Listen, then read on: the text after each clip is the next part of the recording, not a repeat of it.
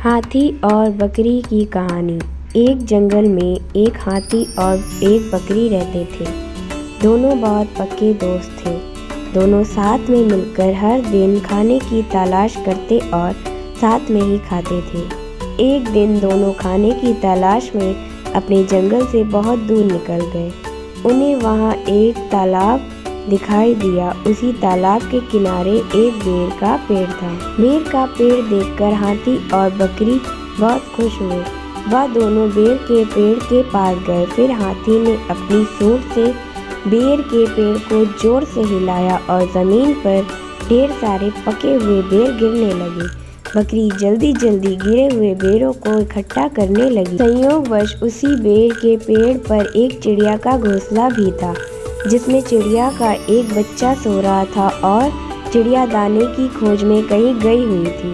बेर का पेड़ जोर से हिलाने के कारण चिड़िया का बच्चा घोंसले से बाहर तालाब में गिर पड़ा और डूबने लगा। चिड़िया के बच्चे को डूबता हुआ देखकर उसे बचाने के लिए बकरी तालाब में कूद गई, लेकिन बकरी को तैरना नहीं आता था। इस वजह से वह भी तालाब में डूबने लगी। बकरी को डूबता हुआ देखकर हाथी भी तालाब में कूद गया और उसने चिड़िया के बच्चे और बकरी दोनों को डूबने से बचा लिया। इतने में चिड़िया भी वहाँ पर आ गई थी और वह अपने बच्चे को सही सलामत देखकर बहुत खुश हुई। उसने हाथी और बकरी को इसी तालाब और पेड़ के पास रहने के लिए कहा। तब से हाथी और बकरी भी चिड़िया के साथ उस पेड़ के नीचे रहने लगे। कुछ ही दिनों में चिड़िया का बच्चा बड़ा हो गया। चिड़िया अपने बच्चे के साथ जंगल में घूमकर आती थी और हाथी और बकरी को जंगल में किस पेड़ पर फल लगे हैं इसकी जानकारी देती थी।